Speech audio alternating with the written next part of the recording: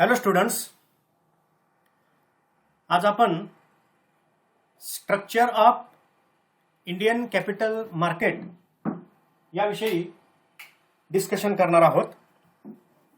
पाठीमागल्या लेक्चरमध्ये आपण capital market म्हणजे भांडवल बाजार संकल्पना काय आहे त्याची चर्चा केली आहे. त्याची काही वैशिष्ट्ये, फायदे म्हणजे त्याची कार्ये आणि जी भूमिका आहे, रोल आहे इंडियन इकॉनॉमीमध्ये त्याविषयी चर्चा केलेली आहे. जनरली कॅपिटल मार्केटची कन्सेप्ट लक्षात आलेली आहे की जनरली हे काय असते. Generally it is a location, एक प्रकारचे लोकेशन आहे. व्हेअर काय असतं, सर्वसाधारणपणे fund provider and fund razor म्हणजे निधी उपलब्ध करून देणारे आणि निधीची गरज असणारे जे लोक आहेत ते काय होतात, तिथं एकत्र येत असतात. आणि खास करून एका वर्षापेक्षा जास्त कालावधीसाठीचं जे भांडवल आहे ते उपलब्ध होणारं जे ठिकाण आहे त्याला भांडवल बाजार असं म्हटलं जात असतं. मग भांडवल कोणाकोणाला लागतं, कोण कोण भांडवल पुरवठादार असतात याविषयीची आपण पाठीमागल्या लेक्चरमध्ये चर्चा केलेली आहे. आता भारतामधलं हे जे भांडवल बाजार आहे हा नेमका कसा आहे, कसं त्याची रचना आहे त्याविषयी थोडक्यात आपल्याला काय करायचं आहे,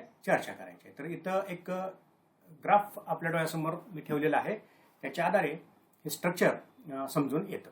आता पहा, यामध्ये गव्हर्नमेंट सिक्युरिटी हे एक मार्केट असतं, म्हणजे त्याचबरोबर इंडस्ट्रियल सिक्युरिटीचं एक मार्केट असतं, म्हणजे सरकारी प्रतिभूतीचं एक मार्केट आहे. म्हणजे या मार्केटमध्ये सरकारी प्रतिभूतीची खरेदी विक्री होत असते.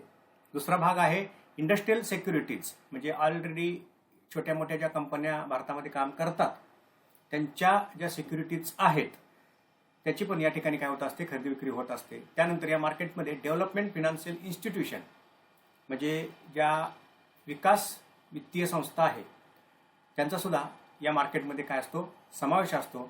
आणि जे वित्तीय मध्यस्थ आहेत, एजंट्स थोडक्यात, त्यांचा सुद्धा या मार्केटमध्ये समावेश असतो. म्हणजे पहिल्या लेअरमध्ये government securities, industrial security market, development financial institutions आणि फायनान्शियल इंटरमिडियरीज हे 4 कॉम्पोनंट कॅपिटल मार्केटमध्ये दिसून येतात. आता यामध्ये ज्या इंडस्ट्रियल सिक्युरिटीज आहेत, प्रायव्हेट ओन बिझनेसेस जे आहेत, खाजगी ज्या व्यवसाय संस्था आहेत त्यांच्या सिक्युरिटीच्या मार्केटचं 2 गटात विभाजन होतं. न्यू इश्यू मार्केट, नवीन प्रतिभूतींचं हे काय असतं, मार्केट असतं. आणि ओल्ड इश्यू मार्केट, जनरली ज्या सिक्युरिटीज ऑलरेडी इश्यू केले गेलेले आहेत त्यांची या मार्केटमध्ये काय होत असते, खरेदी विक्री होत असते. ओके. त्यानंतर हे जे डेव्हलपमेंट फायनान्शियल इन्स्टिट्यूशन्स आहेत, कोणत्या कोणत्या आहेत त्या सगळ्यांचा या कॅपिटल मार्केटमध्ये समावेश होत असतो. त्या इन्स्टिट्यूशन्स आहेत. IFCI म्हणजे industrial financial corporation of India, plus ICICI industrial credit investment corporation of India. त्यानंतर SFC म्हणजे स्टेट फायनान्शियल कॉर्पोरेशन, प्रत्येक राज्याची फायनान्शियल कॉर्पोरेशन्स असतात. Then IDBI industrial development bank of India. त्यानंतर IIB आणि त्यानंतर UTI united trust of India. म्हणजे ह्या सगळ्या काय डेव्हलपमेंट फायनान्शियल इन्स्टिट्यूशन्स आहेत. म्हणजे व्यवसाय संस्थांना दीर्घकाळासाठीचा जो निधी लागतो त्या निधीची उपलब्धता करून देणाऱ्या या सगळ्या काय वित्तीय संस्था आहेत. त्यानंतर फायनान्शियल इंटरमिडियरीज, काही मध्यस्थ यामध्ये आहेत. कोणत्या कोणत्या आहेत, त्यामध्ये मर्चंट बँक्स आहेत, म्युच्युअल फंड बँक्स आहेत, लिझिंग कंपनीज आहेत, भाडेतत्वावर मालमत्ता उपलब्ध करून देणाऱ्या, व्हेंचर कॅपिटल कंपनीज आहेत. व्हेंचर कॅपिटल म्हणजे रिस्की जे कॅपिटल असतं, काही प्रोजेक्ट्स असतात, काही प्रॉडक्ट लॉन्च करावे लागत असतात, किंवा इनिशियल कॅपिटल नवीन व्यवसाय संस्था मार्केटमध्ये येत असते, रेप्युटेशन नसतं, गुडविल नसतं, त्यांच्यासाठी भांडवल जे लागत असतं एक प्रकारचं ते रिस्की कॅपिटल असतं. मग असे रिस्की कॅपिटल प्रोव्हाइड करणाऱ्या पण कंपन्या आहेत, त्याला व्हेंचर कॅपिटल कंपनीज असं म्हटलं जातं.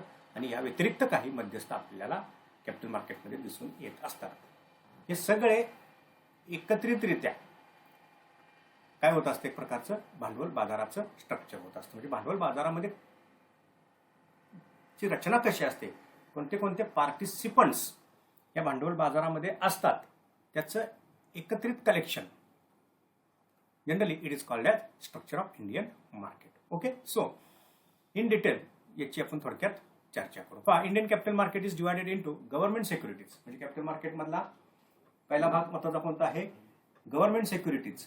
Generally, it is called as gilt-edge market, industrial security market, development financial institution and financial intermediary. म्हणजे 4 कंपोनंट कॅपिटल मार्केटचे महत्त्वाचे आहे. पहिला कंपोनंट कोणता? गव्हर्नमेंट सिक्युरिटीजची विक्री होणारा लोकेशन. दुसरा कंपोनंट कोणता?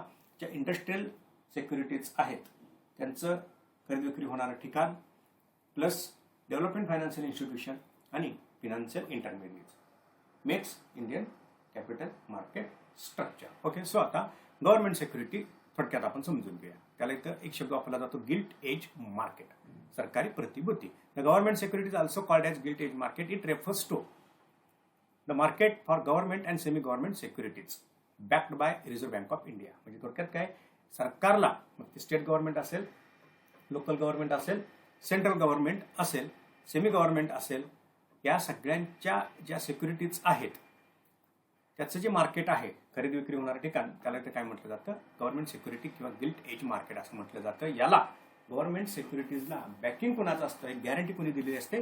रिझर्व्ह बँक ऑफ इंडियानं दिलेली असते. The securities traded in this markets are stable in value and are much sought after by bank and other institution. So या मार्केटमध्ये ज्या गव्हर्नमेंट सिक्युरिटीज खरेदी विक्री होत असतात, साधारणपणे त्यांच्या ज्या किमती आहेत किंवा ते मार्केट काय राहत असतं? स्थिर असतं. म्हणजे किमती स्थिर असतात, मार्केट पण त्याचं काय असतं तर स्थिर असतं. आणि मोठ्या प्रमाणावर या गव्हर्नमेंट सिक्युरिटीची इथे काय होत असते? खरेदी होत असते. कुणाकडून ही खरेदी केली जात असते? जनरली बँकिंग सेक्टरमधल्या ज्या कंपन्या आहेत, म्हणजे बँकाद्वारे आणि ज्या फिनान्शियल इन्स्टिट्यूशन्स आहेत त्यांच्याद्वारे खास करून या गव्हर्नमेंट सिक्युरिटीज काय केल्या जातात? खरेदी केल्या जात असतात. कारण गॅरंटी असते गव्हर्नमेंटची, रिझर्व्ह बँकेचं बॅकअप असतं, प्लस एक फिक्स इंटरेस्ट रेट असतो, प्लस त्याच्यावर जो इंटरेस्ट मिळतो एक प्रकारे तो टॅक्स फ्री असतो, मार्केट स्टेबल असतं. या सगळ्या बाबींच्यामुळं या सेगमेंटला, म्हणजे या गिल्ट एज मार्केटला इथं कॅपिटल मार्केटमध्ये काय आहे? महत्त्वाचं स्थान असतं. Government security market is a market where government securities are traded. It is a largest market in any economic system. म्हणजे एनी इकॉनॉमिक सिस्टम म्हणजे कॅपिटल मार्केटमध्ये एक सगळ्यात मोठं मार्केट म्हणून, महत्त्वाचं मार्केट म्हणून याच्याकडे बघितलं जात असतं. देअर मोर म्हणून it is a benchmark for other market. म्हणजे इतर जे मार्केट्स आहेत, प्रायव्हेट सिक्युरिटीचं मार्केट वगैरे, याला एक बेंचमार्क म्हणून, एक निकष म्हणून, एक दिशादर्शक म्हणून या मार्केटकडे बघितलं जात असतं. So government securities refer to government securities म्हणजे काय? मार्केटेबल डेप्ट issued by government of semi government bodies. म्हणजे इथं मार्केटेबल डेप्ट सिक्युरिटी, जनरली डिबेंचर्स, बॉन्ड्स या गव्हर्नमेंट सिक्युरिटीजमध्ये इन्व्हॉल्व्ह होत असतात. म्हणजे खास करून कर्ज स्वरूपात गव्हर्नमेंट काय करत असतं? जनतेकडून, म्हणजे इंटरेस्टेड जे इन्व्हेस्टमेंट आहेत त्यांच्याकडून पैसा घेत असतं. त्यामुळं जे सिक्युरिटीज असतात त्या डेप्ट स्वरूपात असतात. म्हणजे कर्ज रोखे आणि बॉन्डच्या स्वरूपात या सिक्युरिटीज काय केल्या जात असतात? सेमी गव्हर्नमेंट आणि गव्हर्नमेंट बॉडीकडून इश्यू केल्या जात असतात. Okay, it is totally secured financial instrument ensuring safety of both capital and income. एक सुरक्षित मार्केट म्हणून याच्याकडे बघितलं जातं. का? जनरली जे कॅपिटल आहे, म्हणजे जेवढी गुंतवणूक सिक्युरिटीजमध्ये केली आहे त्याला काय असते? सुरक्षितता असते आणि फिक्स इन्कम सुद्धा यामधून काय होत असतं? मिळत असतं. That is why it is called as gilt edge security or stock. म्हणून त्याला गिल्ट एज असं म्हटलं जात असतं. Okay, central government securities are safest among all security. म्हणजे या गव्हर्नमेंट मार्केटमध्ये ज्या गव्हर्नमेंट ऑर्गनायझेशन्स, बॉडीज सिक्युरिटीज विकतात त्यामध्ये सेंट्रल गव्हर्नमेंटच्या ज्या सिक्युरिटीज आहेत ना त्या काय मानल्या जातात? अतिशय सुरक्षित, सेफेस्ट अमंग ऑल सिक्युरिटीज मानले जात असतं. म्हणजे सेंट्रल गव्हर्नमेंटने ज्या सिक्युरिटीज इश्यू केल्या आहेत त्या यामध्ये सुरक्षित मानल्या जातात. मग गव्हर्नमेंट सिक्युरिटी कोण कोण इश्यू करतं? Central government, state government, semi government authorities like local government authorities, that is city corporation, municipalities म्हणजे semi government, autonomous institution such as metropolitan authorities, जसं रेल्वे बोर्ड आहे किंवा मेट्रो बोर्ड असतात मोठ्या metropolitan सिटीमध्ये, ती पोर्ट ट्रस्ट आहेत, development trust आहेत, स्टेट इलेक्ट्रिसिटी बोर्ड्स आहेत. म्हणजे ऑटोनॉमस असतात. गव्हर्नमेंट त्याला काय असतं? बँकिंग असतं. प्लस पब्लिक सेक्टर कॉर्पोरेशन्स आहेत, गव्हर्नमेंटच्या मालकीचे महामंडळं, other governmental agencies such as SFCs, NABARD, LDB, seeds, housing boards ॲटसेट्रा. या सगळ्या काय असतात? गव्हर्नमेंट बॉडीज आहेत. यांनी ज्या सिक्युरिटीज इश्यू केलेल्या आहेत त्याला इथे गव्हर्नमेंट सिक्युरिटीज किंवा गिल्ट एज मार्केट असं म्हटलं जात असतं. हा एक पहिला सेगमेंट झाला कॅपिटल मार्केटचा. ओके, जो दुसरा सेगमेंट आहे तो आहे इंडस्ट्रियल सिक्युरिटीज मार्केट. म्हणजे औद्योगिक ज्या प्रतिभूती आहेत त्याचं मार्केट. ओके, म्हणजे shares, debentures, bond, private own business हाऊसेसच्या या सिक्युरिटीज असतात. So the industrial security market refers to the market for shares and debentures of old and new companies, म्हणजे जुन्या आणि नवीन कंपन्या, म्हणजे ज्या ऑलरेडी एस्टॅब्लिश्ड कंपन्या आहेत, डेव्हलप्ड कंपन्या आहेत, प्लस ज्या न्यू कमर्स आहेत कंपन्या, त्यांचे जे शेअर्स आणि डिबेंचर्स विकले जातात प्रायव्हेट ओन जनरली, त्या सिक्युरिटीज मार्केट म्हणजे industrial security market. This market is further divided into, हे मार्केट 2 गटात काय केलं जातं, वर्गीकरण केलं जातं, किंवा कसं डिवायडेशन होतं, new issue market and the old capital market meaning stock exchange. म्हणजे 2 गट कोणते आहेत, पहिला न्यू इश्यू मार्केट, नवीन सिक्युरिटी वितरित होणारं, विक्री होणारं ठिकाण. ओके, काय संबंध आहे याचा, refers to raising of new capital in the form of shares and debentures, म्हणजे भांडवल उभारणी करायची आहे, स्वमालकीची असेल किंवा कर्जाऊ नव्यानंच एखाद्या कंपनीला, तर ज्या सिक्युरिटीज इश्यू केल्या जातात जनरली शेअर्स आणि डिबेंचर्स, त्याचं जे मार्केट आहे त्याला काय म्हटलं जातं, न्यू इश्यू मार्केट असं म्हटलं जातं, नवीन प्रतिभूती वितरणाचं बाजार. Okay, whereas the old capital market deals with securities already issued by the companies. आणि ओल्ड कॅपिटल मार्केट म्हणजे काय, त्याचा संबंध कशाशी असतो, ज्या ऑलरेडी सिक्युरिटी इश्यूड केल्या आहेत कंपनीजनं, म्हणजे ऑलरेडी ह्या सिक्युरिटीज इश्यू करून जे इन्व्हेस्टर्स आहेत त्यांनी त्या परचेस केलेल्या असतात, त्याची खरेदी होणारं जे ठिकाण आहे जनरली त्याला इथं काय म्हटलं जातं, ओल्ड कॅपिटल मार्केट असं म्हटलं जातं. म्हणजे या न्यू इश्यू मार्केटला एक शब्द वापरला जातो, तो आहे प्रायमरी मार्केट. न्यू इश्यू मार्केटला शब्द कोणता वापरला जातो, जनरली पॉप्युलर वर्ड कोणता आहे, primary market is a market of new securities such type of that is shares, debentures issued by the private sector companies. And old capital market generally it is called as secondary market, where the already issued securities dealing in this particular market. Both markets are equally important. दोन्ही market काय समान महत्वाचे आहेत, but often the new market is much more important from viewpoint of economic growth. तर दोन्ही market महत्वाचे आहेत, परंतु न्यू इश्यू मार्केट हे इकॉनॉमिक पॉइंट ऑफ व्ह्यूच्या दृष्टीने महत्वाचं मानलं जातं. का तर नवीन कॅपिटल क्रिएट होणं कोणत्याही इकॉनॉमीच्या दृष्टीनं गरजेचं असतं, आणि ते न्यू इश्यू मार्केटमध्ये म्हणजे प्रायमरी मार्केटमध्येच हे कॅपिटल काय होत असतं, क्रिएट होत असतं, म्हणून ते महत्त्वाचं मानलं जात असतं. However the functioning of the new issue market will facilitated only when there are abundant facilities for transfer of existing securities. मग हे जे न्यू इश्यू मार्केट आहे हे कधी सक्सेस होतं, जनरली जे सेकंडरी मार्केट आहे म्हणजे ओल्ड कॅपिटल मार्केट जर ऑलरेडी एस्टॅब्लिश्ड असेल, फॅसिलिटी त्यामध्ये खरेदी विक्रीच्या जर योग्य असतील, तर अशा वेळेला हे जे न्यू इश्यू मार्केट आहे म्हणजे प्रायमरी मार्केट काय होत असतं, अधिक सक्सेस होत असतं. कारण ऑलरेडी ज्या इश्यूड सिक्युरिटीज आहेत त्याचं जर डिलिंग होत असेल, तर नवीन ज्या सिक्युरिटी इश्यू होतात त्या ॲटोमॅटिक काय केल्या जातात, मग जो इन्व्हेस्टर आहे त्याच्याकडून ॲक्सेप्ट केल्या जात असतात. त्यामुळं for the success of new issue market, जर न्यू इश्यू मार्केट सक्सेस व्हायचं असेल तर त्याच्यासाठी ऑलरेडी जे सेकंडरी मार्केट आहे ते काय असणं गरजेचं असतं, फंक्शनिंगमध्ये त्याचं कामकाज चांगलं असणं त्या कॅपिटल मार्केटमध्ये गरजेचं असतं. ओके, त्यानंतर जो तिसरा गट आहे डेव्हलपमेंट फायनान्शियल इन्स्टिट्यूशन्स, DFI.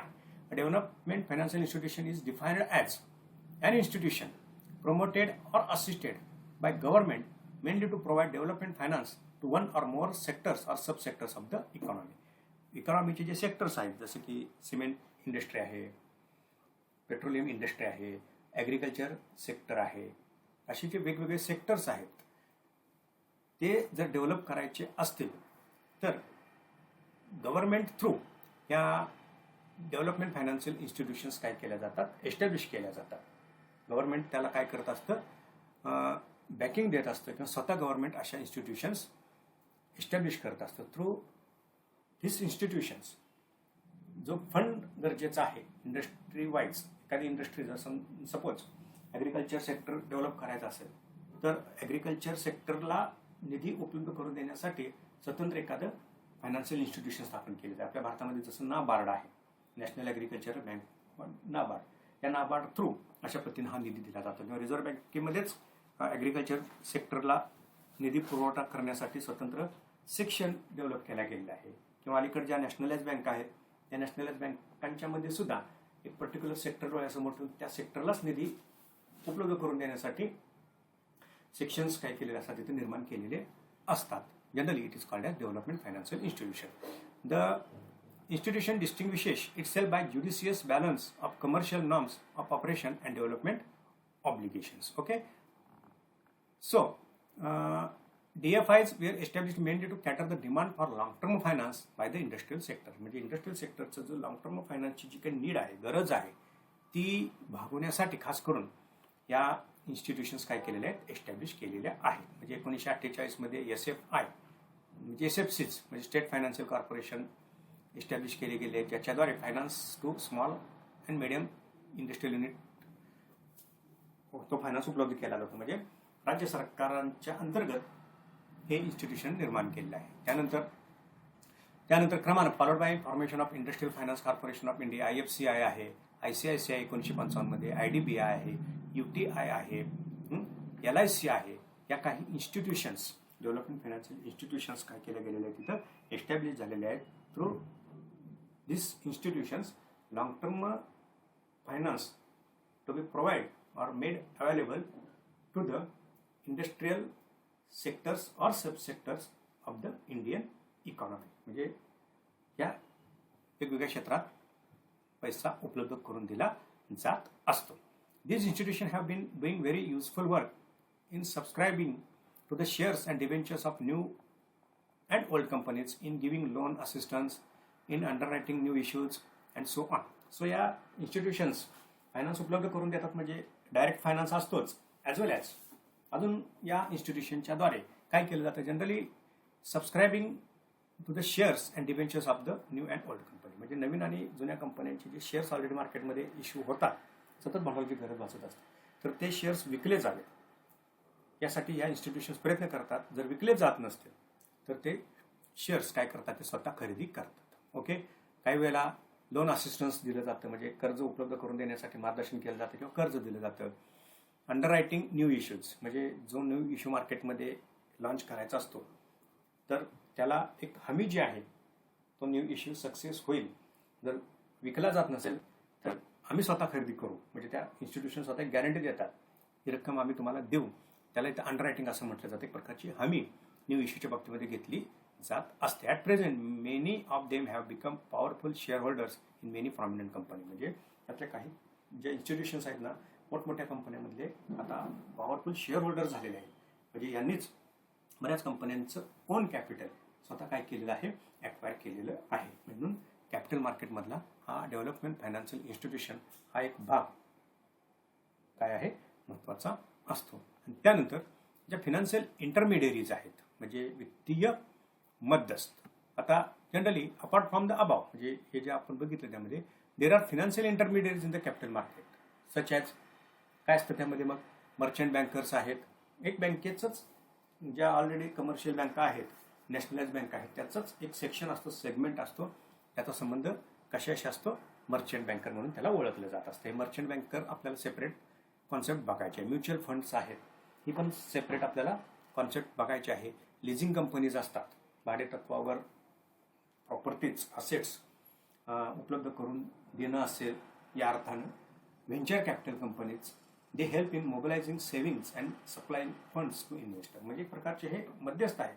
हे काय करतात, जे कॉमन जनरल इन्व्हेस्टर्स आहेत त्यांच्याकडून पैसा कलेक्ट करतात वेगवेगळ्या स्कीमच्या माध्यमातून, म्युच्युअल फंड कंपन्या वगैरे.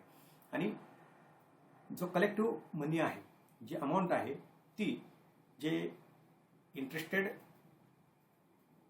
बॉरोवर्स आहेत त्यांना हा पैसा काय केला जात असतो, यांच्याकडून उपलब्ध करून दिला जात असतो. So these are the 4 components of capital market in India. Capital मार्केटचं जर आपण स्ट्रक्चर बघितलं तर त्यामध्ये काय असणार आहे, जनरली प्रायमरी मार्केट असतं, सेकंडरी मार्केट असतं.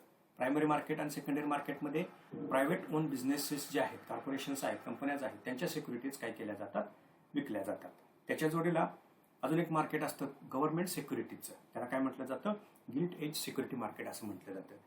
त्याचबरोबर डेव्हलपमेंट फायनान्शियल इन्स्टिट्यूशन असतात आणि फायनान्शियल इंटरमिडियरीज असतात.